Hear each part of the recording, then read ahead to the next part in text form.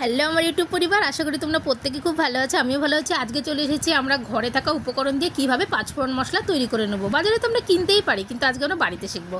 তো আমরা নিয়েছি এখানে গোটা জিরে কাটা। এখানে কিন্তু সব উপকরণ কিন্তু কাঁচা। এখানে ধনে নিয়েছি গোটা, এখানে নিয়েছি কালো জিরে, এখানে নিয়েছি রাঁধুনি, আর এখানে নিয়েছি আমি মেথি। এখানে কিন্তু খুব অল্প পরিমাণ তোমাদেরকে শেখানোর জন্য আমি নিয়েছি। আর প্রত্যেকটা উপকরণ কিন্তু আমি রেডি করে নিয়েছি।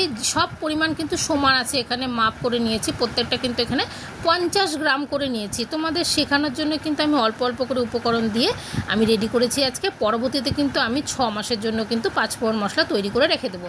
আর এদিকে দেখো প্রত্যেকটা উপকরণ খুব সুন্দর চকচকে। আর বাড়িতে যেহেতু এগুলো পাওয়া যায়, সেহেতু কিন্তু আমরা বাজার থেকে কেনই বা কিনতে যাব, আমরা নিজেরাই বাড়িতে তৈরি করে নেব। দেখো সমস্ত উপকরণগুলো সুন্দর করে আমি গুছিয়ে নিয়েছি। এখন কিন্তু আমি পাঁচফোড়ন মশলাটা তৈরি করে নেবো। জিরেটা নিয়ে নিলাম, এদিকে কিন্তু মৌরিটাও নিয়ে নিলাম, এদিকে কিন্তু কালো জিরা নিয়ে নিলাম, এদিকে রাঁধুনি নিয়ে নিলাম, আর এখানে কিন্তু আমি মেথিটা নিয়ে নিলাম। নিয়ে এটাকে মিক্সড করে নেবো সুন্দর করে। এখানে তোমরা বেশি করে পরিমাণ নিয়েও তৈরি করতে পারো, যেহেতু তোমাদের শেখানোর ক্ষেত্রে সুবিধা হবে, যার জন্য আমি কিন্তু এখানে সমস্ত কিছু উপকরণ 50 গ্রাম করে নিয়েছি। এখানে কিন্তু তোমরা বাড়িতে যখন তৈরি করবে তোমাদের মতো করে তৈরি করে নেবে, কিন্তু এখানে কিন্তু সমস্ত উপকরণ তোমাদের ইচ্ছা মতো তোমরা যখন তৈরি করবে তোমরা কিন্তু ব্যবহার করবে। এখানে তোমাদের বোঝার সুবিধার্থে আমি কিন্তু অল্প করে উপকরণ দিয়ে তৈরি করে তোমাদের শেখাচ্ছি।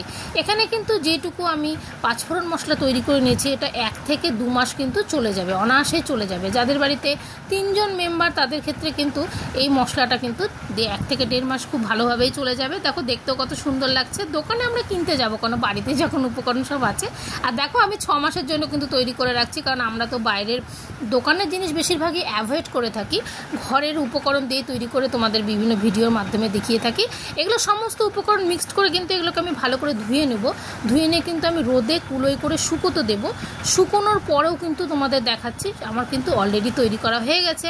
আর দেখো এটা দেখতেও কত সুন্দর লাগছে। বাজারের জিনিসগুলো কিন্তু খুব একটা ভালো থাকে না, এখানে কিন্তু সমস্ত উপকরণগুলো কিন্তু একদম টাটকা ইউজ করা হয়েছে। আমি এগুলোকে ভালো করে মিক্সড করে নিয়ে আমি কিন্তু ধুয়ে শুকোতে দেবো। দেখো দেখতে কতটা চকচকে পরিষ্কার। আর বাজারেগুলো কিন্তু নিলে পারে কিছুটা মানে আকড় থেকে যায়। এই যে শুকোনোর পরে দেখো ধুয়ে যখন আমি শুকিয়ে নিচ্ছি, দেখো দেখতে কত সুন্দর লাগছে। এরকমভাবে যদি আমরা বাড়িতে পাঁচফোড়ন মশলা তৈরি করে নিই, কিন্তু বাজার থেকে না নেওয়াটাই ভালো। আশা করি এই ভিডিওটা তোমাদের অনেকেরই কাজে লাগবে। আর যদি কাজে লেগে থাকে অবশ্যই তোমরা বাড়িতে ট্রাই করো। আর যদি ভালো লাগে অবশ্যই একটা লাইক কমেন্ট করে দিও। আর এইভাবে তোমরা